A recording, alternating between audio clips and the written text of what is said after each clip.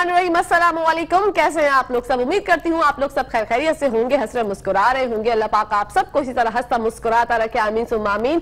नाज़रीन, ये मेरी वो दिल से दुआ जो डेली आप लोगों के लिए लेकर आती हूँ, क्योंकि दिल से जो दुआ निकलती है, बात निकलती है, वो असर रखती है। मैं हूँ आप लोगों की होस्ट, आपकी दोस्त, आप सबकी फेवरेट कहकश फैसल, और आप लोग मुलाहिजा फरमा रहे हैं आपका फेवरेट मॉर्निंग शो जिसका नाम है मुस्कुराती सुबह। जी हाँ जनाब, मुस्कुराती सुबह का बाकायदा आगाज हो चुका है। मुस्कुराते मुस्कुराते आगाज करेंगे। और आज मैं ये सोच रही थी, कल का अहवाल अगर आप लोगों को बताऊं तो कल तो खासा सर्दी नहीं थी, लेकिन आज जब मैं सुबह उठी और उठ के मैंने देखा तो सूरज साहब जो है वो निकलने में इतनी देरी की उन्होंने कि 7:30 बज गए, प्रॉपर रोशनी ही नहीं हुई। मैं परेशान, मुझे लगा कि बारिश की पेशन गोई, थोड़ी बारिश की पेश गोई तो हुई नहीं है, मतलब नहीं होगी बारिश। तो मुझे याद आया कि जवाद भाई से बात हुई थी जो वेदर एनालिस्ट है, उन्होंने कहा बारिश का कोई ऐसा इम्कान नहीं है।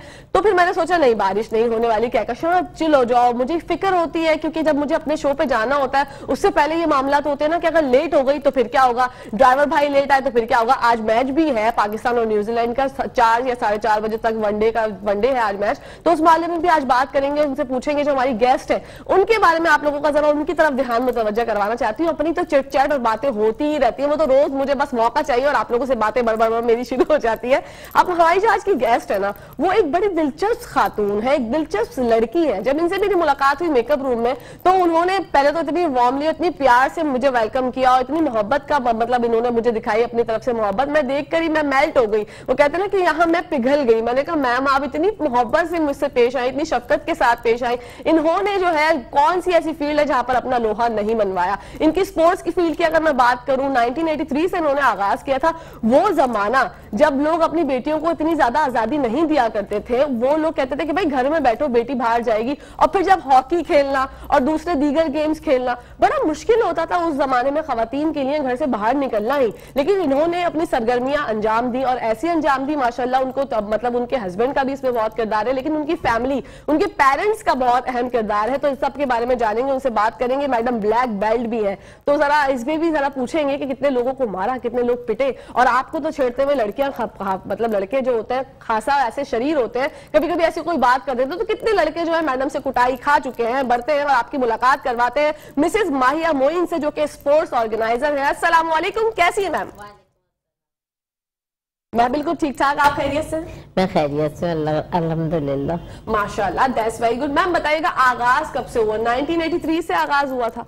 नहीं, 1983 में तो मैंने पहले पाकिस्तान की तरफ से हॉकी खेली थी, लेकिन इब्तिदा उससे पहले की थी, खेलना शुरू किया था। अच्छा, तो क्या मुश्किलात थी? बचपन से सोचा था कि मुझे बड़ा होकर जो स्पोर्ट्समैन बनना है। कोचिंग भी आप देती हैं, कोच भी हैं आप, तो इस बारे में भी जानेंगे। तो बचपन से सोचा था कि मुझे बड़ा होकर, बचपन से ही सोचा था। मेरे फैमिली में ना कोई ट्रेडिशन ये नहीं था कि आप जो है ना वो घर से बाहर नहीं निकलेंगे, ये लड़कियां निकलेंगी तो लोग बुरा भला कहेंगे। नहीं, मेरे वालिदैन बहुत सपोर्टिव थे, मेरे दादा भी, और मेरे अब खास तौर पे मेरे बच्चे और मेरे हस्बैंड भी बहुत सपोर्टिव हैं। हर जगह मुझे जाने देते हैं। तो उस जमाने में ये होता था कि अगर खेलने जाओगी तो लड़की की शादी नहीं होगी, लोग बहुत बुरा समझेंगे। जी। लेकिन हम लोग फिर भी उस वक्त खेलते थे। और हमने हॉकी और क्रिकेट और बाकी दूसरे गेम शुरुआत की। शुरू में हमने बहुत हर्डल्स उठाए, मतलब हमें उसका फेस करना पड़ा, लेकिन उसके बाद जो है ना हम उसके आदी हो गए। और अब माशाल्लाह से पूरे पाकिस्तान और पूरे कराची में और पूरे मुल्क में हर जगह गर्ल्स का स्पोर्ट्स बहुत ज्यादा प्रमोट कर रहा है। और सबसे पहले दूसरी बात ये कहनी थी कि मुझे आप इतनी पसंद है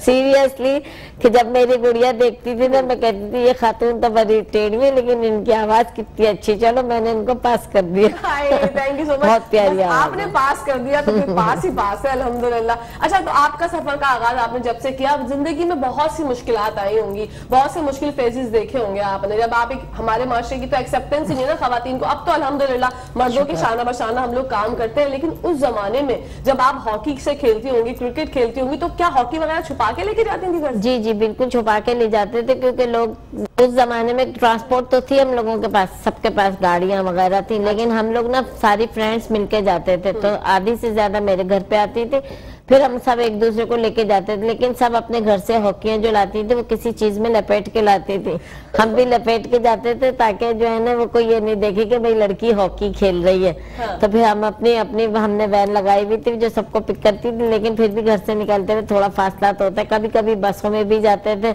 तो लोग कहते थे लो लड़की हॉकी खेल रही है, इसका क्या होगा, इसका मुस्तकबिल क्या होगा, पाकिस्तान में ही क्या हो रहा है। लेकिन शुक्र अल्हम्दुलिल्लाह हमने ये सब फेस किया। बल्कि बाज़ औक़ात तो ये होता तो लोग छिड़ते थे तो हम लोग उनको कहते थे अच्छा भी बताएंगे तुम्हें हॉकी से, तो फिर उसके बाद लोग छिड़ते नहीं थे। अच्छा हाँ, वो एक आपके पास एक हथियार भी है कि सेल्फ डिफेंस के लिए हमारे पास तो मौजूदगी होनी चाहिए ना ऐसे हथियारों की, कि कोई ऐसे आपको छिड़े तो हॉकी घुमा के लगा दी मुंह पे और फिर बदला भी हो गया और अपना काम भी पूरा हो गया, तो अच्छी बात है, लोग मोहतात रहते होंगे। अच्छा, इस फील्ड में जब आप आई और उसके बाद मुश्किलात भी देखी, सबसे ज्यादा सपोर्ट किसने किया? सबसे ज्यादा सपोर्ट उस वक्त मेरे वालिद हयात थे। अब मेरे वालिद हयात नहीं है, लेकिन मेरे वालिद हयात थे और सिविल एविएशन में ऑफिसर थे। वो हमें खुद लेके जाते थे, कभी कभी मेरी वालदा भी साथ जाती थी, और जितनी देर तक हम खेलते थे ना, वो उस वक्त तक ग्राउंड में बैठे रहते थे। फिर खेल खत्म होने के बाद वो हमें लेके आते थे, और घर में सब इतनी खिदमत करते थे कि मेरे वालिद के कहने से ना शहद, दूध, दही, ये अंडे उबले हुए, ये सब चीजें रखी जाती थी। और हमारा मेड जो था ना, वो खास तौर पे खाना तैयार करता था कि बाजी आएंगी तो असली घी के तड़के लगे होने चाहिए। मुझे बस अरहर की दाल बहुत पसंद थी। अच्छा। और हर चीज में ना बहुत अच्छी डाइट होती थी। फल से बहुत फल खाते थे हम लोग, दूध पीते थे, ये सब इसका इंतजाम होता था। और फिर बहन भाई जो है ना, वो जल्दी जल्दी बाजी के पैर दबा, बाजी के पैर दबा। स्वीट। अच्छा, जो लोग खेलों की दुनिया से मुंसलिक होते हैं, क्या उनकी बैलेंस डाइट होनी जरूरी है? मतलब बिल्कुल सही, उनकी बैलेंस डाइट होनी जरूरी है, क्योंकि हम लोग जो है ना, उम्मन हमारे यहाँ के बच्चों का ये रुझान है कि वो ना बिरयानी और पुलाव खाएंगे या जिंगर बर्गर खाएंगे या कोई भी ऐसी चीज खाएंगे। तो लेकिन जो हम खेलते ना, तब हमें बैलेंस डाइट लेनी चाहिए। हमें पांचों जो न्यूट्रिशन के फैक्ट है ना, वो सब हमें लेने चाहिए, ताकि हमारी जिस्म जो है ना उसकी आदी हो। अब जैसे हमने दूध लिया, उसके बाद आया हमने गोश्त नहीं लिया, हम दालें खा रहे हैं, हम गोश्त नहीं खा रहे, हम गोश्त खा रहे हैं, हम दालें नहीं खा रहे, हम सब्जी नहीं खा रहे, तो हमें सारी सब्जियां सब कुछ खाना चाहिए, क्योंकि ग्रीन सब्जी को कहते हैं ब्लड, ग्रीन ब्लड। तो हमें इसकी जरूरत है, और जितने अच्छी हम डाइट लेंगे ना, उतने अच्छे खेलेंगे। उसके बनस्बत आप कोल्ड ड्रिंक पी रहे हैं, ठंडा पानी पी रहे हो, ठंडा पानी तो पीना ही नहीं चाहिए, तो इससे बहुत फर्क पड़ता है। हमारी अपनी हेल्थ पे भी, हमारी स्किन भी फ्रेश रहती है और हम खुद भी फ्रेश रहते हैं, बनस्बत उसके कि हम बिरयानी खा रहे हैं, पुलाव खा रहे हैं, बर्गर खा रहे हैं। तो हमको चाहिए कि हर बच्चे के लिए बैलेंस डाइट स्कूल में भी करना चाहिए, कि स्कूल में बैलेंस डाइट उनके लिए रखूं, ताकि वो बच्चा बचपन से ही बैलेंस डाइट का, फास्ट फूड का आदी ना हो। सड़कों में मैं फास्ट फूड के खिलाफ नहीं हूँ, लेकिन ये कभी कभी चलना चाहिए, लेकिन असल में जो है ना, वो बैलेंस डाइट ही होना चाहिए। बैलेंस डाइट ही होनी चाहिए। मतलब जो हमारे खिलाड़ी हैं, मुल्क की प्लेयर्स हैं, चाहे वो हॉकी के प्लेयर्स हो, चाहे वो क्रिकेट के प्लेयर्स हो, कितना ज्यादा ख्याल रखना पड़ता है अपनी डाइट का? बहुत ज्यादा ख्याल रखना पड़ता है। जब हम लोग पाकिस्तान के कैंप अटेंड करते थे ना, तो 2-2, 3-3 महीने हम वहीं रहते थे, जैसे जिन्ना स्टेडियम में और दूसरी जगहों पे। तो वहाँ ये होता था कि बहुत ज्यादा फ्रेश फूड हमें दिया जाता था। मतलब दूध के कर्टन जो है ना, वो उसमें जो दूध के वो होते हैं उसमें डले हुए होते थे, ऐसी सब्जियां होती थी खूब अच्छी। फास्ट फूड नहीं होते थे, बाकी से चने की दाल, इस तरह की लौकी, तुरई, इस तरह की चीजें। और हम लोगों को कहा जाता था कि जितना खा सकते हैं खाएं।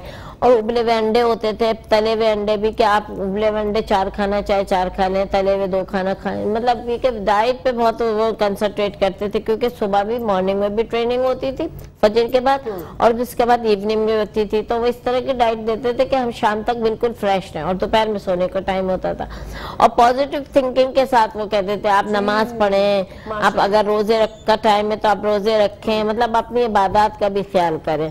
तो एक बहुत अच्छा कैंप से हमने बहुत कुछ सीखा है, और उसी को हमने बच्चों में इम्प्लीमेंट किया। जो अच्छा हमारे बच्चे पाकिस्तान लेवल पे भी बहुत सारे नुमाया कारकर्दगी कर चुके हैं। माशाल्लाह। मैम, जब आप पाकिस्तान को रिप्रेजेंट करती थी, तो क्या फीलिंग्स होती थी आपकी, और क्या सफर आपका जो पहला दौर आपकी जिंदगी में रहा? बहुत अच्छी फीलिंग्स होती थी, क्योंकि हम ये सोचते थे कि ये उस वक्त आबादी कम थी, लेकिन फिर भी ये सोचते थे 2 करोड़ में से या 3 करोड़ में से हम सिलेक्ट हुए। हम वो पर्सन है जो 2 या 3 करोड़ में से सिलेक्ट हुए, तो हम खेलेंगे और लोग हमें देखेंगे तो कितना अच्छा लगेगा, उन्हें भी, हमें भी, और खासतौर पे हमारे वालिदैन को भी, क्या अच्छा लगेगा कि मेरी बेटी इन 2 करोड़ में सिलेक्ट हुई है। तो हम फखर से कहते थे। मेरे चचा भी PNSC में बहुत बड़े ऑफिसर थे, तो वो अपने पूरे कुलीग को दिखाते, देखो मेरी भतीजी की तस्वीर आई है, देखो मेरी भतीजी ने ये काम किया। मेरे फादर अपने ऑफिस में दिखाते, देखो मेरी बेटी की तस्वीर आई है, ये है।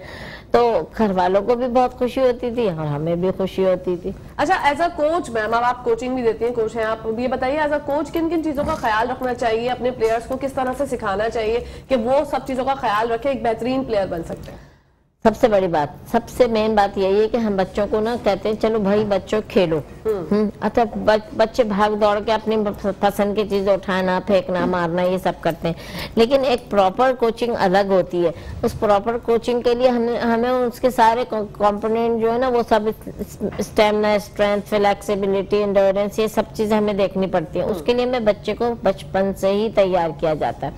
अच्छा, हम पॉजिटिव थिंकिंग उनके माइंड में डालेंगे, अस्सलामुअलैकुम, हम पॉजिटिव थिंकिंग उनके दिमाग में डालेंगे तो वो पॉजिटिव ही करेंगे। अगर हम उसके बजाय, जैसे आजकल मीडिया में स्पोर्ट्स को नहीं दिखाते, अच्छा स्पोर्ट्स दिखाएं तो हम चाहेंगे कि हम भी शाहिद आफरी बने, हम भी जावेद मियादाद बने, हम भी इस्लाउद्दीन बने, हम भी वो जान शेर खान बने, दूसरे सारे बने हम, तो फिर बच्चा जो है ना वो पॉजिटिविटी की तरफ आता है। लेकिन अगर हम इसके बजाय मीडिया दिखाएं, मीडिया में ठीक है, पहले जमाने में हमारे वो आता था, बच्चों के प्रोग्राम आते थे, अंकल सरगम और दूसरे जो बच्चों को आगे मोटिवेट करते थे कि अच्छा काम करना है। और अब ऐसी कोई चीज नहीं है। मैं चाहती हूँ मीडिया के थ्रू कि इस तरह के बच्चों के प्रोग्राम किए जाएं जिससे वो अपनी चीज, जैसे कसौटी आता था, उसमें हम हर बच्चा मुकाबला करता था, मैं ये करूंगा, मैं तुमसे ज्यादा ज़हीन बन के दिखाऊंगा। इससे बहुत फर्क पड़ता है बच्चों के ऊपर। बिल्कुल। और बैलेंस डाइट की भी बात हुई थी, तो बैलेंस डाइट की जब बात हुई तो मैम ने कहा कि सब्जियां इस तरह से बनानी चाहिए, सब्जियां खाना चाहिए। तो सब्जियां कैसे खाएंगे बच्चे? बच्चों को तो सब्जियां अच्छी नहीं लगती। ये एक शेफ के कमालात होते हैं कि वो सब्जी को भी इतने मजे से और इतनी यमीशियस बना दे, इतनी डिलीशियस बना दे कि बच्चे लुत्फानंदोज होकर सब्जी इंजॉय करें, और ये शेफ ही कमालात दिखा सकती हैं। तो आपकी मुलाकात एक ऐसी शेफ से कराएंगे जिनके हाथ में जायका है जबरदस्त। मिलवाते हैं आपको शेफ सारा से। अस्सलाम वालेकुम, कैसी है शेफ सारा? वालेकुम अस्सलाम मुबाशर, अल्हम्दुलिल्लाह। आप कैसी हैं? मैं बिल्कुल ठीक ठाक, आप खैरियत से? अल्हम्दुलिल्लाह ठीक ठाक। Wow, that's very good. ये जो आप सब्जी का जिक्र कर रही थी मैम, बताइएगा जरा सब्जी के अंदर क्या क्या, किस तरह से हम सब्जी को अच्छा बना सकते हैं, टेस्टी बना सकते हैं कि बच्चे जो है ना हमारे खाना खाएं, मतलब बच्चे जंक फूड की तरफ राग़िब हो गए बहुत ज्यादा। अच्छा, इसका जो है वो तरीका कुछ इस तरह से हमने, क्योंकि ज़ाहिर है जो पेरेंट्स होते हैं बहुत ही बड़ा मुश्किल काम है, बहुत मुश्किल टास्क होता है स्पेशली मदर्स के लिए कि आपने उनको ऐसी हेल्दी डाइट किस तरह से देनी है। तो हम क्या करते हैं कि हम मदर्स को ये बता रहे होते हैं कि आपने, क्योंकि आजकल जंक फूड का जो है वो दौर स्टार्ट हो चुका है बेइंतहा, तो आपने उसी से रिलेटेड जो है ना, लाइक अगर आपने पिज्ज़ा घर में बनाया है तो आप वेजी पिज्ज़ा बना दें और उसके अंदर बच्चे वो बड़े शौक से खा लेते हैं। बर्गर है, आपने बर्गर के साथ जो है वो वेजीज को इस तरह से यूज कर लिया कि वो बच्चे बड़े मजे से और यूनिक तरीके से ना आप उसको स्टेक की सूरत में आप दे सकते हैं। डिफरेंट टाइप्स ऑफ फूड है, लाइक कि आपने उसको सैलेड बहुत ज़बरदस्त तरीके से बन रहे होते हैं, रशियन सैलेड्स हैं और डिफरेंट टाइप्स ऑफ सैलेड्स हैं, सूप में हम उसको ऐड कर सकते हैं। तो बच्चे इस तरह से खा लेते हैं। अगर प्रॉपर हम बोलें कि भाई आपने ये खाना है, या हमने नॉर्मल जो हमारा एक टिपिकल पाकिस्तानी होता है मिक्स सब्जी बना दी लाइक, तो वो बच्चे नहीं खा पाते, बिल्कुल भी नहीं खाते और बहुत परेशान भी कर रहे होते हैं। तो हमने उनको कन्वर्ट करना होता है इसी तरह से जंक फूड की सूरत में हम उनको दे देते हैं टेक, तो उनका अच्छा सा ये एक हेल्दी मीट चला जाता है और माशाल्लाह से वो एंजॉय करते हैं। फिर एंजॉय करते हैं। कोई ऐसे टॉपिंग्स वगैरह भी कर सकते हैं हम सब्जी के ऊपर कि बच्चों को अट्रैक्ट करें, क्योंकि आई कैचिंग होता है जब भी बच्चों का दिल चाहता है कि हाँ भाई अब हम खा लेते हैं। अभी लास्ट 2 डेज पहले बेटी को मैंने अपने साथ एक्टिविटी में इन्वॉल्व रखती हूँ, तो उसमें ये होता है कि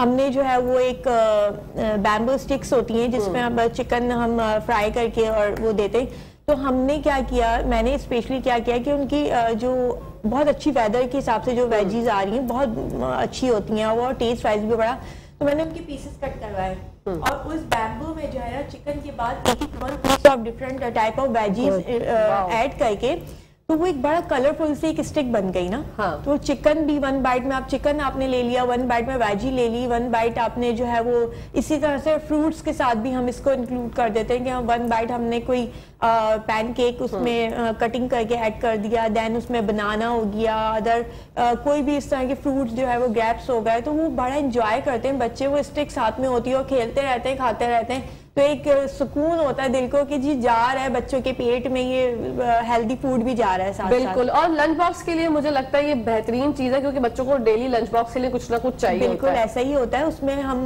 स्पेशली मैं बहुत ना झटपट वाली रेसिपीज पे जरा ज्यादा फोकस करती हूँ। उसका रीजन ये होता है, एक तो आप बच्चे भी खुश हो जाते हैं और वो एक बड़ा टाइम टेकिंग, वो डिफरेंट टाइप्स ऑफ होती हैं, लेकिन ये कि झटपट चीजों में जो है ना बच्चे भी इंजॉय कर जाते हैं, हम भी थोड़ा सा सुकून में आके जल्दी जल्दी से बना देते हैं। तो स्पेशली लंच बॉक्सेस में अपने पैनकेक्स रख दिए। पैनकेक्स के साथ जो है वो अगर आप रेस्टोरेंट्स में जाते हैं तो पूरा मील सर्व होता है, उसके साथ फ्रूट्स जरूर दिए जाते हैं, हनी दिया जाता है पैन, तो वो आपकी हनी से भी बच्चों की एक फूड में जो है वो एक अच्छी डाइट चली जाती है हनी के साथ। पैनकेक्स में एग भी है, आपका जो है वो बटर भी जा रहा है। सेकंड वन इज कि आपने फ्रूट भी दे दिया, तो 1 बाइट फ्रूट भी वो जो है एंजॉय कर रहे होते हैं, और एक हेल्दी ब्रेकफास्ट चला जाता है उनके साथ, या हेल्दी लंच चला जाता है। बिल्कुल, और लंच तो होना ही चाहिए। बच्चे जो है आजकल पैसे लेके जाने के ऊपर बड़ा तरकीब देते हैं कि मम्मी हमें पैसे दे दो, भले 100 रुपए दे दो। अब 100 रुपए में क्या आता है, और 100 रुपए में वो कचरा ही खरीद के खाना है उन्होंने। इससे अच्छा बेहतरीन बात यह कि शेफ सारा ने जो आपको आइडियाज बताए हैं वो बताए, आप लोग उस पर फॉलो करें और अमल दरामद करके अपने बच्चों को पेट भर दें उनका, और लज्जत वो भी उठाएंगे, और आपको भी ये सोचेंगे कि मम्मी ने, क्योंकि जब बच्चों को भूख लग रही होती है ना स्कूल में सारा, तो बस उनको कुछ भी चाहिए होता है, तो वो वहां से कैंटीन से लेकर समोसा खा लेते हैं, कभी स्प्रिंग रोल खा लेते हैं, तो वो चीजें जरा अच्छी नहीं होती हेल्थ के लिए। अच्छा, आज आप कुछ बनाने भी वाली हैं किचन में, तो किचन की दुनिया में जाएंगी जब आप बनाएंगी, लेकिन आप बता तो दें कि क्या बनाएंगी। ये जैसे मैंने आपको बताया कि ये एक मॉर्निंग शो है, मॉर्निंग शो के हिसाब से हमें जो है वो झटपट वाली एक रेसिपी मैं तैयार करके लेकर आई हूँ, बल्कि यहाँ पे हम सबके सामने बनाएंगे और फिर आप टेस्ट भी करिएगा कि वो मेजॉरिटीज में शवरमा जो है वो बड़ा फेमस होता जा रहा है और बड़े शौक से खाते हैं, लेकिन हमने उसको देसी शवरमा बनाया है। वाओ। तो आपको पता ही अरबिक एक कुजीन है और वहाँ पे जो है थोड़ा स्पाइस बड़ा कम खाया जाता है, और हमारे यहाँ तो बगैर स्पाइस की जो है वो चीज को पसंद ही नहीं किया जाता ना। बिल्कुल। तो हमने उसमें देसी तड़का एक लगा दिया है और एंजॉय करते देखते। और शॉर्मा भी बहुत एक्सपेंसिव हो गया, मतलब पहले तो सस्ता मिल जाया करता था, अभी कुछ दिनों पहले मुझे इस बात का एहसास हुआ बहुत शिद्दत से कि ये भी महंगा हो गया, मतलब 350, 400, 500 तक इसके प्राइस पहुंच चुके हैं। अगर आप घर में बनाएंगे तो आपको सस्ता भी पड़ेगा, बहुत सस्ता पड़ता है, इवन कि वो 500 में आपको 5 शवरमा आराम से बन सकते हैं। बताओ, 100 रुपए का एक शॉर्मा, ये बात तो बड़ी जबरदस्त है। और ये जो है ना आके ठा करके हमारे दिमाग को लग रही है कि 100 रुपए का एक शॉर्मा इतनी महंगाई में अगर आपको घर बैठे मिल रहा है, और आपकी थोड़ी बहुत मेहनत करनी है, लेकिन आपने मेहनत क्या करनी है, पहले शेफ सारा की पूरी रेसिपी देखनी है, जो कि थोड़ी देर में स्टार्ट होगी जब हम किचन की दुनिया में जाएंगे। लेकिन अभी हम बढ़ते हैं मैम की जानिब। मैम माहिया से पूछते हैं, मुल्क की सतह पे मैम खेलों की दुनिया को फरोग देने के लिए, खेलों को फरोग देने के लिए किन किन चीजों की कमी है, और क्या आप समझती है कि हम पूरे उतर रहे हैं? नहीं, हम इस मैार पे तो पूरे नहीं उतर रहे। बेशक बहुत ज्यादा स्पोर्ट्स हो गया खवातीन का और बच्चों का, मर्दों का, लेकिन ये कि वो फैसिलिटीज नहीं है जो बाहर के ममालिक में कि न्यू टेक्नोलॉजी इस्तेमाल करते हैं वो लोग। अब हम लोग तो वही हॉकी जैसे है, पुरानी की तरह यूं ही करेंगे। अब उनको बताना चाहिए कि इसको हॉकी को कितनी दूर लेके चले और फिर हिट लगाएं और कैसी हिट लगाएं, कहाँ से मुड़े, और उसकी लेटेस्ट इतनी टेक्नोलॉजीज आ गई, उन सब के कोर्सेज, हर गेम के कोर्सेज कराने चाहिए बाहर के कोचेस को बुला के। और सबसे बड़ी बात है कि हमारे जो असातिज़ा हैं उनको ये बात का पता ही नहीं होता, वो इतने इंटरेस्ट नहीं लेते इस चीज में कि हम बच्चे को एक खिलाड़ी बना लें। वो कहते हैं कि जब हमने जॉब की है तो माजरत के साथ कि हमने जॉब की है तो चलो हम इनको बस इंगेज करते हैं, लेकिन अगर वो प्रॉपरली उनको ट्रेनिंग दें तो बच्चे बहुत आगे जा सकते हैं। और सारी नई टेक्नोलॉजी जो है ना वो बाहर से कोचेज बुला के सिखानी चाहिए, ये डिजिटल मीडिया पे जिस पे भी दिखाना चाहिए, ताकि बच्चे ज्यादा से ज्यादा, जिस माशरे में बच्चों को ज्यादा स्पोर्ट्स कराते हैं वो माशरे हेल्दी होते हैं, उनके अस्पताल वीरान होते हैं, क्योंकि वो बच्चा खेलता है तो बीमारी नहीं आता।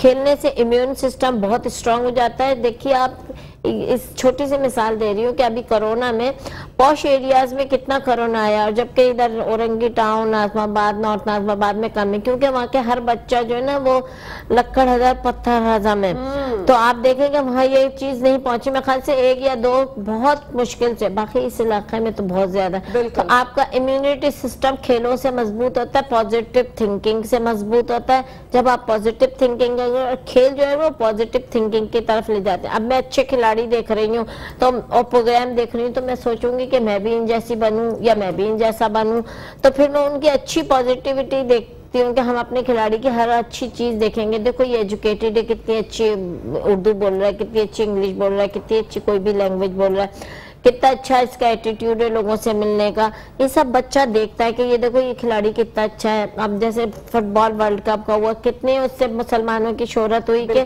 आप देखें कि पूरी दुनिया में इस्लाम और ज्यादा से फैल गया कि मतलब उन्होंने अपनी नेगेटिविटी की सारी चीजें हटा दी थी, उसमें से सिर्फ पॉजिटिविटी की चीजें लाई थी और कुरान शरीफ से उसका आगाज किया और इख्तिताम भी किया। तो हम बच्चों को पॉजिटिव थिंकिंग जो है ना स्पोर्ट्स की तरह से ला के ना बहुत आगे बढ़ा सकते हैं और हमारा माशरा हेल्दी होगा, हमारे अस्पताल वीरान हो जाएंगे और हम इंशाल्लाह जैसे अभी हमारे इतने सारे खिलाड़ियों ने इनामात हासिल किए तो हमारे बच्चे भी लेंगे। अब जैसे मैं बदरुल हसन स्पोर्ट्स में अपने हस्बैंड के साथ सिखाती थी तो वहां पे हमने फीस रखी थी 25 रुपए, तो वो हर बच्चा दे सकता था। हाँ। अच्छा बड़े इलाकों में होती है हजारों में, 10,000 20,000, लेकिन जो बच्चे टैलेंटेड निकलते हैं तो वो इन्हीं इलाकों से निकलते हैं बनिस्बत उन इलाकों से भी निकलते हैं, लेकिन 99% इन इलाकों से निकलते हैं। और मैम बात भी दोबारा कंटिन्यू करेंगे, यहाँ पर ब्रेक का टाइम हो गया, लेकिन जब ब्रेक से वापस आएंगे तो आपको लेकर चलेंगे किचन की दुनिया में, मिलवाएंगे शेफ सारा से एक दफा फिर अलग अंदाज से और देखेंगे आज क्या बना रही है। तो let's take a short break. Welcome back to the show. आप लोग देख रहे हैं आपका फेवरेट मॉर्निंग शो जिसका नाम है मुस्कुराते सुबह। बढ़ते हैं माया मैम की जानिब। माया मैम बताइएगा कि बच्चे जो के लेना चाहते हैं कोचिंग स्पोर्ट्स के हवाले से, उनको किस तरह से कोचिंग दे सकते हैं, और न्यू कोचेज जो हैं जो इस फील्ड में आना चाहते हैं या बच्चे जो ख्वाहिशमंद है स्पोर्ट्स के जो खेलना चाहते हैं, तो उनको किस तरह से तरगीब देंगे, उनको तलकीन क्या करेंगे? उनको ये तलकीन करेंगे कि जैसे हमारे यहाँ 2 तरह के वो हैं ग्रुप, एक इधर एक इधर, तो उसमें ये होता है कि हम जो है ना बहुत से टीचर्स जो होते हैं ना वो डबल जॉब कर रहे होते हैं, तो डबल जॉब से ये होता है कि उनके अंदर स्ट्रेंथ तो एक ही चीज की होती है ना, वो डबल दोनों चीजें एक जगह एक साथ कैसे इस्तेमाल कर सकते हैं। तो उनको ये चाहिए कि जिस जगह कोचिंग कर रहे हैं उसी जगह कोचिंग करें। असल में बात यह है कि हमारे यहाँ इसको इतना मुकाम हासिल नहीं है स्पोर्ट्स को और स्पोर्ट्स टीचर को जितना सब्जेक्ट टीचर और आम लोगों के। इनकी तनख्वाहें भी कम होती है, इनकी तनख्वाहें को ज्यादा बढ़ाएं ताकि ये बच्चों पे सपोर्ट करके की जगह अपना मरकज रखें। दूसरी बात है कि इनको लेटेस्ट टेक्नोलॉजी दी जाए, फिर इसके बाद इनको जो ना अच्छी डाइट भी टीचर्स को दी जाए, खासतौर पर इनकी सैलरी के अलावा। और बच्चों को ये है कि बच्चों को जो है ना वो पैसे से नहीं खिलाया जाता, बच्चों को फ्री में खिलाया जाता है। इनकी कोचिंग फ्री में होनी चाहिए। तो ये क्योंकि देते हैं ना पैसे तो कहते हैं हमने पैसे दिए, तो अब टीचर के साथ भी यूँ करते हैं। अब बगैर पैसे के आते हैं तो वो टीचर को भी रिस्पेक्ट देते हैं और फिर सीखने की भी कोशिश करते हैं कि भाई हम कहीं और जाएंगे तो बहुत ज्यादा पैसे लेंगे। तो हमारे शहर में इस वक्त बहुत सारे, बल्कि मुल्क में बहुत सारे इदारे हैं जो KMC के हैं, DMC के हैं, सिंध गवर्नमेंट के, जो बच्चों को कम पैसों में तरबियत दी जाती है। लेकिन ये कि अब जैसे KMC के बहुत सारे हैं, women sports complex Kashmir road Nazimabad में, Badrul Hasan sports complex, Pakistan rangers का ऑफिसर्स क्लब है, वो तो बहुत ही आला है। वहाँ पे अभी मैंने 156 बच्चियों का 4 कैटेगरी में टूर्नामेंट भी कराया था और 1 लाख रुपए से उनकी प्राइज मनी रखी थी।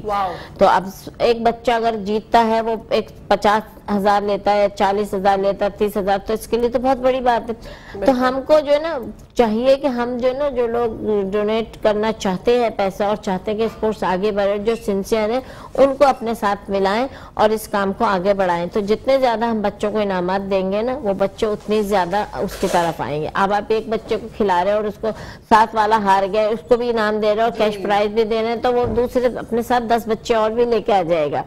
तो ये होना चाहिए। अब जैसे है हम बदरुल हसन स्पोर्ट्स कॉम्प्लेक्स है, उसको ना मुख्तलिफ इदारों को दे दिया गया है कि मतलब छत किसी के पास है, ग्राउंड किसी के पास है। तो अगर वो बैडमिंटन के ही रखा जाता तो वहाँ से बेशुमार पाकिस्तान लेवल के बच्चे और बच्चियाँ वहाँ से प्रोड्यूस हुए। तो हम चाहते हैं कि हम आपके तवज्जुह से गवर्नमेंट को ये बावर कराएं कि उनके पास जितने भी इदारे हैं वहाँ पे बच्चों की फीसें फ्री करें और बेहतरीन कोच जो इस वक्त हायर कर सकते हैं, वो एक तो पुराने लोग भी हैं और नए लोग भी हैं जो वक्त दे सकते हैं, उनको हायर करें ताकि वो बच्चों को फेयर प्ले कराएं। और उसके बाद ये कि मैं अरबाब इख्तियार से और भी गुजारिश करूंगी, जैसे पहले सैफुर रहमान गिरामी साहब थे, वो हर जगह विजिट करते थे और अच्छे अच्छे बच्चों को सेलेक्ट करके बाहर भेजाते थे। अब वहाँ से अंडर 14 बच्चे पहली दफा पाकिस्तान को उन्होंने रिप्रेजेंट किया और चारों पहले पाकिस्तानी जूनियर चैंपियन थे, तो कराची के ही बच्चे थे।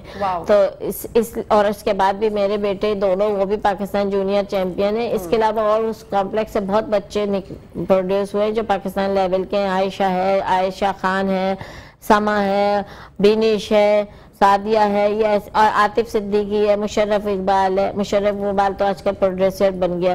तो ऐसे बहुत सारे बच्चे हैं जो वहां से निकले। इसके अलावा और भी बहुत सारे बच्चे, इस वक्त नाम याद नहीं है। तो मैं चाहती हूँ कि हमारे जो बच्चे हैं ना वो पाकिस्तान लेवल का नाम रोशन करें, लेकिन जूनियर लेवल से। हम लोग स्कूलों में सिर्फ उनको भगाते दौड़ाते हैं, लेकिन एक पर्टिकुलर ट्रेनिंग नहीं देते। बिल्कुल, अगर पर्टिकुलर ट्रेनिंग देंगे तो निकलेंगे। सिखाते हैं और उनको स्पोर्ट्स एक्टिविटीज की तरफ मुतवज्जा नहीं करते, जो कि जरूरी है। बात कंटिन्यू करते हैं मैम, अभी चलते हैं किचन की दुनिया में, मिलवाते हैं शेफ सारा से और पूछते हैं क्या तैयारियां मुकम्मल हो गई शेफ सारा जी? बिल्कुल मुकम्मल है और अब हम जाएंगे और मेकिंग की तरफ और बना के आपको खिलाएंगे मजे का देसी तड़का शवरमा। वाओ, देसी तड़का शवरमा, क्या क्या इंग्रेडिएंट्स दरकार है हमें? अच्छा, इसके अंदर जो हमें सबसे पहले चाहिए होगा वो एक पीटा ब्रेड है और इसको आप बहुत इजीली घर में आराम से बना सकते हैं और बहुत लो प्राइस के अंदर ये आपकी बहुत सारी पीटा ब्रेड्स बन जाएंगे। और इसको सबसे मजे की बात है ये है कि इसको बनाने के बाद हमने इसको स्टोर भी कर सकते हैं फ्रिज में। तो ये आप 3 to 4 डेज इसकी शेल्फ लाइफ है, तो आराम से इसको बनाने के बाद आप इसको फ्रिज में भी रख सकते हैं और नेक्स्ट डे भी यूज कर सकते हैं। Very good. नेक्स्ट हमारे पास है चिकन और चिकन की जस्ट कुछ फ्ले मैंने लिए हैं और इसके अंदर योगर्ट ऐड किया है। स्पाइस में रेड चिली पेपर है और ब्लैक पेपर, सॉल्ट और just pinch of like pink salt. तो एक इससे अच्छा। और वन मोर थिंग, इसमें चिकन पाउडर जरूर ऐड कर लीजिएगा। वो टेस्ट के हिसाब से आप डाल सकते हैं इसके अंदर, लेकिन ये कि टेस्ट बहुत अच्छा इनहेंस हो जाता है, बहुत अच्छा टेस्ट आता है। अगेन हम आ जाते हैं हेल्दी फूड की तरफ कि जहां बच्चों को अट्रैक्ट ये करता है शवरमा। तो इसी में हमने वेजीज का यूज इसलिए किया है कि बच्चे जो है वो खाते हैं नहीं वैसे। तो हमने इसके अंदर ये देखें, इसको हम कहते हैं सैलेड और सलाद पत्ता भी कहा जाता है। पेपर है ये ग्रीन पेपर। और सबसे हेल्दी फूड या वेजी आप कह लें ये है बीट रूट यानी कि चुकंदर। मैंने इसके बहुत अच्छे से इसके स्लाइसेस इस तरह से कर दिए कि जब हम इसको खाएंगे तो ये बड़ा अच्छा से एक बाइट और फ्लेवर के साथ हमें जो है ना टेस्ट डेवलप करके शवरमा में देगा। तो बच्चों के साथ साथ बड़े भी इसको बहुत अच्छे से एंजॉय कर सकते हैं। बाकी इसके बाद हमारे पास थोड़ी सी ये हमारे पास टमाटो प्यूरी है और ये हम इसको ऐड करेंगे और इसके साथ हम बनाएंगे, ग्रिल करेंगे पीटा ब्रेड को। देन हम इसको ऐड करके जल्दी से आपको झटपट रेडी करके दिखाते हैं। बिल्कुल, तो स्टार्ट करते हैं शेफ सारा।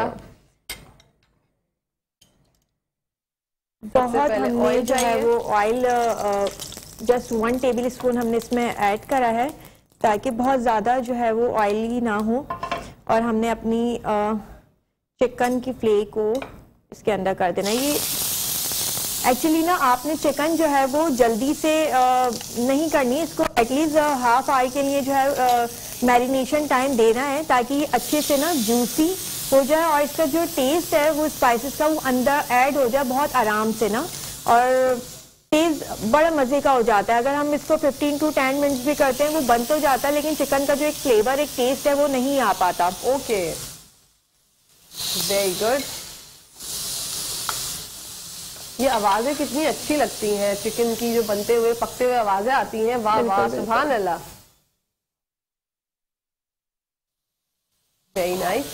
अच्छा, ये कितनी देर लेता है ये कुक होने में? ऑलमोस्ट 5 मिनट भी हार्डली बहुत है। बस ये एक्चुअली अच्छे से मैरिनेट हुआ है और फौरन हो जाता है। ये हार्डली 3 मिनट्स लगेंगे।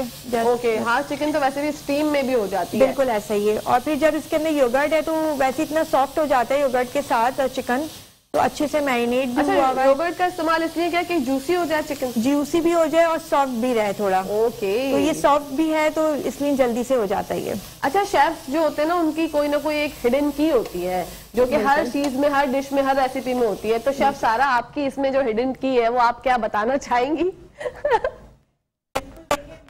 कि अपना टैलेंट, ये अपनी जो सीक्रेट ये चीजें हैं ना वो आगे बतानी चाहिए ताकि हमारे साथ साथ जो है ये माशरा जब भी, ये हमारा मुल्क और माशरा जब भी ग्रो करता है जब आप अपना टैलेंट या अपनी चीजें बताते हैं लोगों को ताकि वो उस आगे भी इस तरह से चीजें चलती रहे ना। ओके। तो इसके अंदर कोई ऐसे हार्ड एंड फास्ट कोई चीज नहीं है, बस आपने स्पाइसेस का रखना है ताकि चिकन का जो फ्लेवर है ना एक शवरमे में, वो मेन पार्ट है चिकन इसके अंदर, तो वो इसी फ्लेवर की वजह से जो वेजीज भी जो टेस्ट एक अच्छा डेवलप करेंगी और शवरमे का जो टेस्ट है वो बड़े मजे का आता है। तो मैं ज्यादा सॉसेस पे बिलीव नहीं करती क्योंकि आपको पता है कि सॉसेस में डिफरेंट कुछ सॉर भी होते हैं, सावर भी होते हैं जो थोड़ा सा बच्चों के लिए थोड़ा गला का इशू आगे क्रिएट करते हैं। तो मैं चाहती हूँ कि घर के स्पाइसेस ही ऐड करके ना हम इसको ऐसा बनाएं कि जहाँ वो हेल्दी भी रहे और खाने के बाद कोई जो है साइड इफेक्ट्स ना हो। ओके, ये आपने बात बोल दी, अब आप तमाम सासों की जो है वो फेवरेट हो जाएंगी शेफ सारा।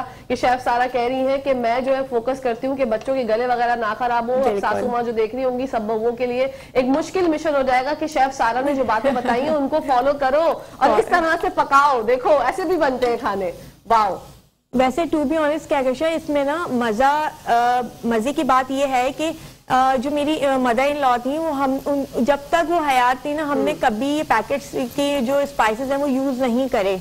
इवन कि अगर एक हल्दी बड़ी कॉमन सी चीज है और हमने मुझे नहीं पता था कि वो एक रॉ फॉर्म में भी आती है। वो बिल्कुल जब मैं शादी के बाद जब गई हूँ वहां पे तो उन्होंने कहा बेटा इसको पीसना है, ओए होए पीस के ये सालन में बनेगी और डलेगी।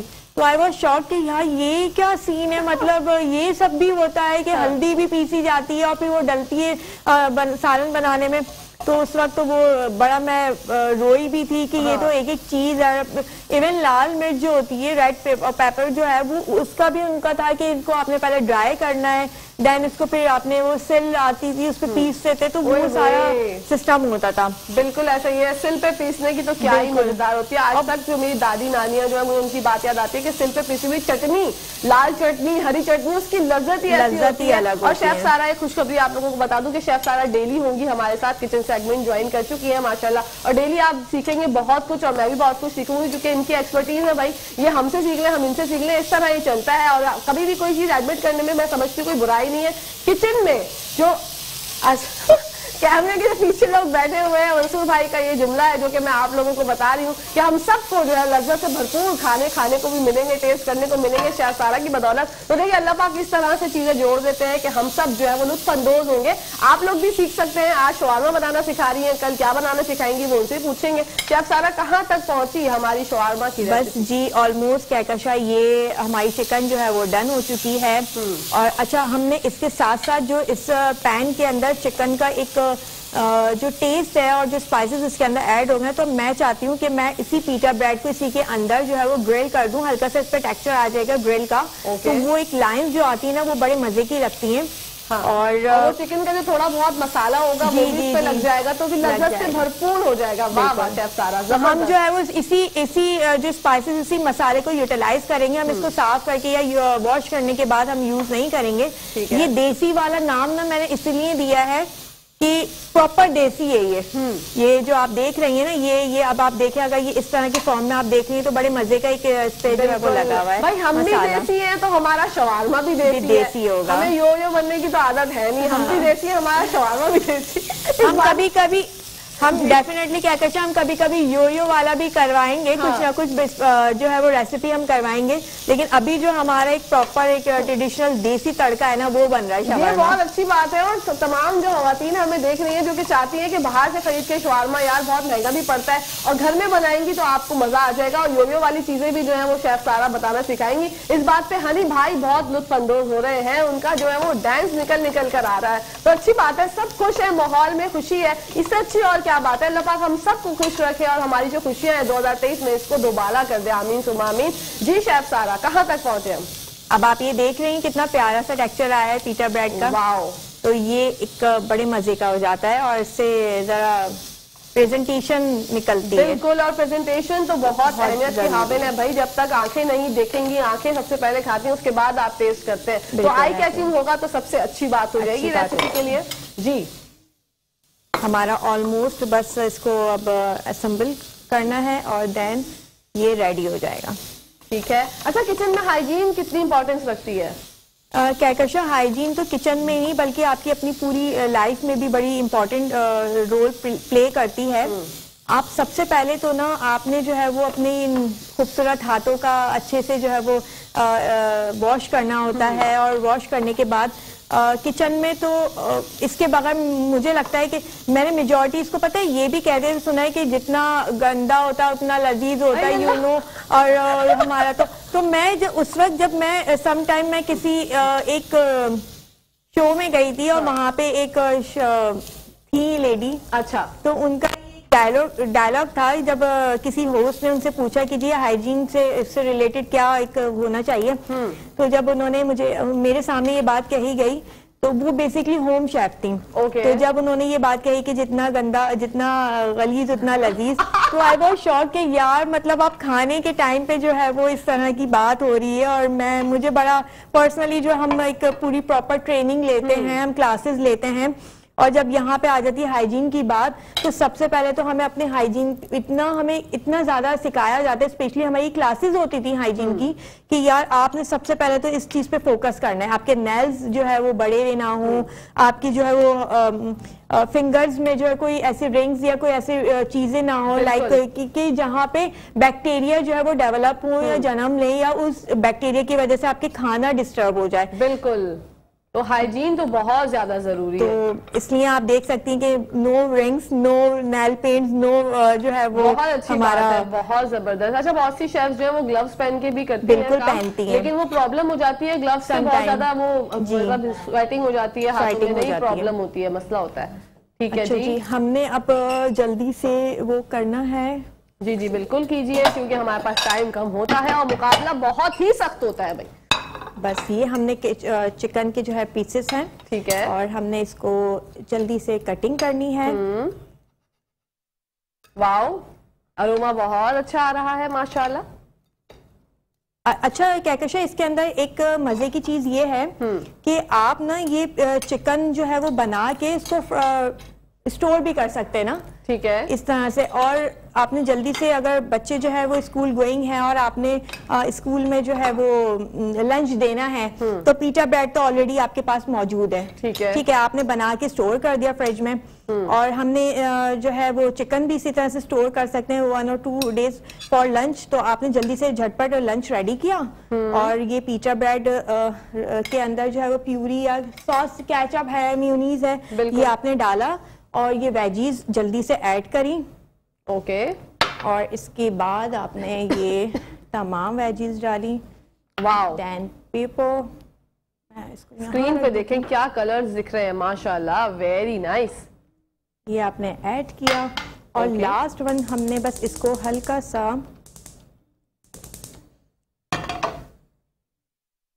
और ये हमारा शवरमा जी है ना, खुशबू आ रही है, भूख लगने लगी है भाई माया मैम, और जिस तरह से बना रही है तो हमारा जो है वो रेडी हो गया। वाओ, बस ये हमारा रेडी, हमने कटिंग करनी है, प्रेजेंटेशन देनी है, और दैट्स इट। जबरदस्त। ये फुल देसी तड़का वाला देसी शवरमा है, जहां आप जो है वो अगेन मैं आपको बार बार कहूंगी कि बहुत सारे लोग कहेंगे भाई ये कैसा शवरमा होता है, तो ये देसी शवरमा है भाई हमारा, बिल्कुल, जहाँ पे आप अपनी मर्जी से ना देसी और पाकिस्तानी तरीके से इसको कट कर सकते हैं, इसमें इंग्रेडिएंट्स अपनी मर्जी से ऐड कर सकते हैं, और ये झटपट वाली रेसिपी जो है वो बिल्कुल रेडी हो चुकी है हमारी। मैं भी बहुत अच्छी कुक हूँ। अरे माशाल्लाह, जबरदस्त। चलें जी, ये हमारा जो है वो रेडी हो गया है। अब हम जाते हैं, अभी जाऊंगी मैं अब्दुल्ला कॉलेज।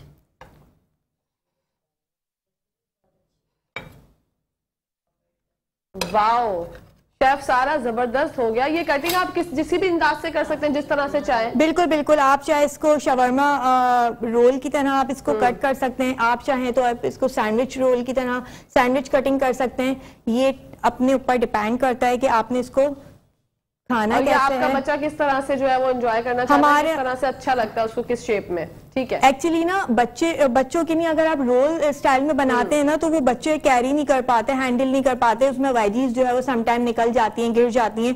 तो उसमें ये होता है कि मैं सैंडविच तरीके से इसको कट करती हूँ तो बच्चे बहुत जबरदस्त तरीके से इसको एंजॉय कर लेते हैं। अब आप इसकी प्रेजेंटेशन भी देखें और आप इसको रेडी होने के बाद भी देखें, ये कितना खूबसूरत और प्यारा सा लग रहा है। मैं अगर आपको दिखाऊं तो ये देखें, wow what a beautiful presentation by chef सारा, ब्यूटीफुल। यहाँ पर टाइम हो गया है नाजरीन ब्रेक का, आप लोग कहीं जाइएगा मत, देखते रहिए मुस्कुराती सुबह हमारे साथ मुस्कुराते हुए।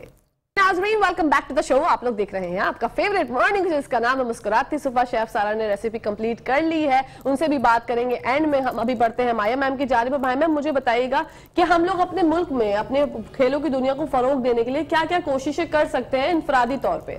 हम लोग इनफरादी तौर पर ये कर सकते हैं कि हमको चाहिए कि हम जो घर बैठे लोग होते हैं ना, बहुत सारे पुराने खिलाड़ी होते हैं, नए खिलाड़ी होते हैं, उनके पास फालतू टाइम होता है, वो अपने टाइम को कैसे स्पेंड करें। तो उनको चाहिए कि मुख्तलिफ इदारों में जाके बच्चों को फ्री ऑफ कॉस्ट ट्रेनिंग दे। तो आप देखेंगे कि कितने बच्चे उस पर पाकिस्तान लेवल के निकलते हैं और बच्चों का इंटरेस्ट भी होता है। अब क्या होता है कि छुट्टियों में बच्चों के कैंप लगा दिए जाते हैं तो वो बहुत ज्यादा मनी के साथ लगाए जाते हैं, तो बच्चे इंटरेस्ट नहीं लेते, जबरदस्ती चिकन पुकार के साथ जाते हैं। अब फ्री आप कैंप लगाएंगे तो हर माँ भेजेगी कि बच्चे अच्छी जगह जाए, अच्छा सीखे, अच्छा खेले, तो वो फिर बच्चे बहुत आगे बढ़ सकते हैं।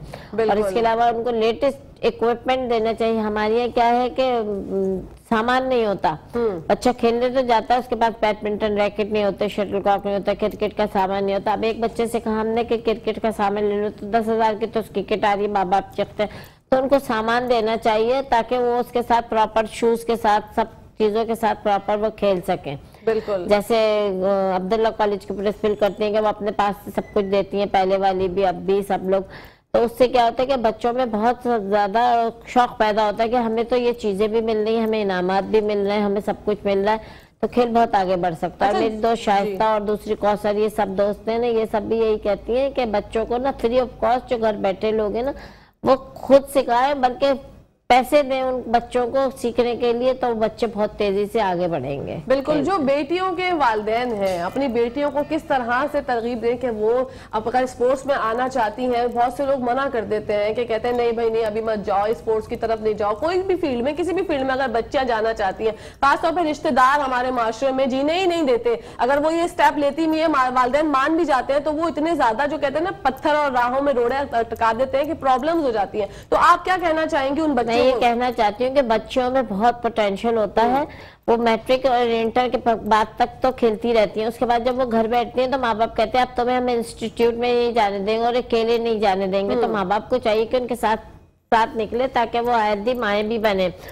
अच्छा, अब बच्चियों के साथ और बच्चों के साथ माँ बाप को इंटरेस्ट लेना चाहिए। हमारे यहाँ क्या होता है, माँ बाप अपने बच्चों के साथ इंटरेस्ट नहीं लेते, वो कहते हैं सिर्फ पढ़ो पढ़ो पढ़ो पढ़ो, और अगर पढ़ो के साथ अगर खेल भी शामिल किया जाए तो वो बच्चा बहुत आगे चल सकता है। इसमें सबसे बड़ा मुकाम ये है कि माँ बाप जो है ना अपने बच्चों को खुद मोटिवेट करें कि तुम खेलो और ये मोबाइल से और इंटरनेट से और ये टीवी से निकलो, तो आप देखें हमारा माशरा कितनी जल्दी क्राइम से बच जाएगा, नेगेटिविटी से बच जाएगा, और इंशाल्लाह ये बच्चे पाकिस्तान का मुस्तकबिल हैं, जो हम चाहते हैं कि अब हमारे बाद वाली नस्ल, बाद के बाद वाली नस्ल के बहुत अच्छी तरह से पाकिस्तान के बच्चे बने और वो दुनिया में नाम रोशन करें। जैसे हमारी बच्चियां इतनी सारी कंप्यूटर में और दूसरी चीजों में निकली हैं, तो मैं चाहती हूँ कि बच्चियों के लिए खास तौर पे, बच्चे तो फिर भी किसी ना किसी तरह के खेलने के लिए पहुंच जाते हैं, लेकिन बच्चियां नहीं।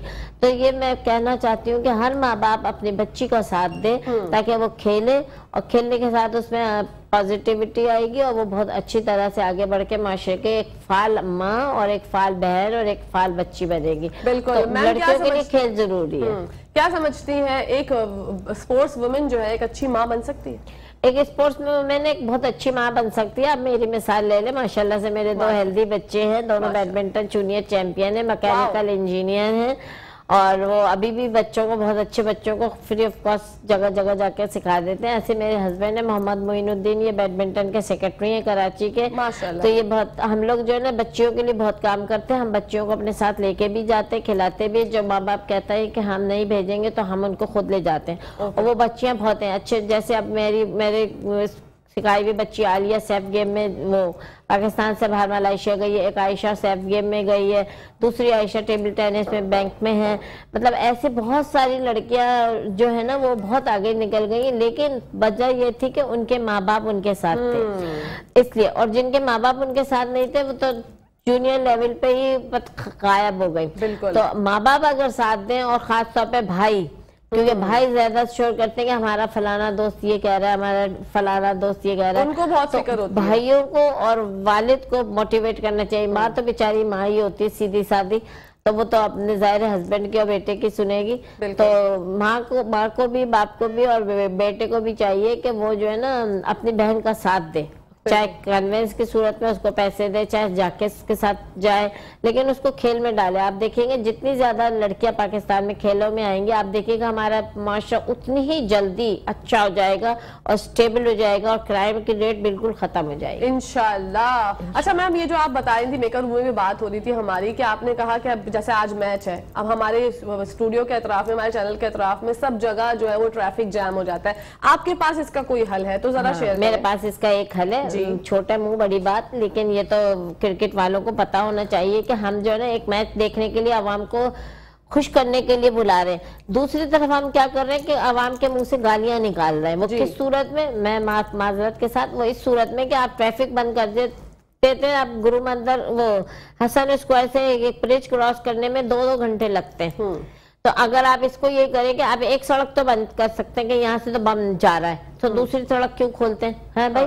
तो आप उसी सड़क को 2 रोया कर दें, उसी में बैरियर लगा दें, आने वाली भी कर दें, जाने वाली भी कर दें, और उस सड़क को बिल्कुल बंद कर दें, तो ट्रैफिक भी जाम नहीं होगा, लोग भी परेशान नहीं होंगे और हमारे खेल भी अच्छे होंगे, और ये डर खौफ जो है कि बम का और इसका और तकरीबकारी का वो भी खत्म हो जाएगा। क्योंकि जब मुझे गुस्सा आएगा, मुझे एक जगह जाने में 2 घंटे से 4 घंटे लग रहे हैं, मेरी कोई मजबूरी है, तो मैं तो गुस्से में कुछ गलत काम करूंगी। तो आप उसका मुतबादिल रास्ता पहले से बता दें टीवी में कि भाई ये मुतबादिल रास्ता है, ये हमने इसको 2 रोया कर दिया, यहीं से आओगे यहीं से जाओगे, तो मसले बहुत हल हो सकते हैं। बिल्कुल, लेकिन हर चीज की बात है ना, सोचेंगे तो जब भी तो कोई कुछ सोचेंगे। तो आपके तवज्जो से, आपके मेट्रो के तवज्जो से ये मैं कहना चाहती हूँ इक़्तिदार वाले लोगों से कि आप जो है ना ये सड़क को 2 वे कर दें, एक ही सड़क को 2 वे कर दें और एक बिल्कुल बंद कर दें जो स्टेडियम से मिली हुई है, और इसको 2 वे कर दें बैरियर लगा के, तो हमारा मसला हल हो जाएगा। और फिर जो ये करेंगे लोग उनको शाबाशी और खुश देंगे और उनको कहेंगे हाँ भाई आपने बहुत अच्छा काम किया। वाह भाई वाह, जबरदस्त, क्या आइडिया दिया है माहिया मैम ने। माहिया मैम आपका बहुत बहुत शुक्रिया कि आपने अपने बिजी स्केड्यूल में हमारे लिए टाइम निकाला। जी नाज़रीन, अब बढ़ते हैं शेफ की जानिब और उनसे पूछते हैं, शेफ सारा आज तो बन गया देसी शवारमा, कल के लिए क्या बनाना है जरा बता दें। मेरी बहनें जो है कल याद से कॉपी पेंसिल लेकर बैठे जी। देसी लुक में हम बनाएंगे मटका खीर, और इसका एक जैसे कहकशां ने पूछा था कि कोई ऐसी टिप एंड ट्रिक्स हैं कि जहाँ कोई टेस्ट ऐसा डेवलप और इनहेंस हो जाए, तो बिल्कुल उस खीर का जो है, खीर सभी बना रहे होते हैं और बहुत अच्छी बनाते हैं अपने घरों में और डिफरेंट प्लेसेस पे, लेकिन हम उसके अंदर एक ऐसी ट्रिक और टिप बताएंगे जहाँ पे उसका टेस्ट मजीद डेवलप हो जाएगा और बहुत मजे का टेस्ट होगा डेफिनेटली। तो आप जरूर अपने पास नोटबुक, डायरी, पेन जरूर लेके बैठिएगा। उसमें एक ऐसी टिप्स है जो आपके डिश को मजीद जायकेदार बना देगी। जबरदस्त, thank you so much chef सारा। इंशाल्लाह कल आपसे मुलाकात होगी एक नई रेसिपी के साथ इंशाल्लाह। जी नाज़रीन, यहाँ पर टाइम हो गया है ब्रेक का, लेकिन आप लोगों ने कहीं जाना नहीं, आते हैं थोड़ी देर में, देखते रहिए मुस्कुराती सुबह हमारे साथ, मुस्कुराते हुए।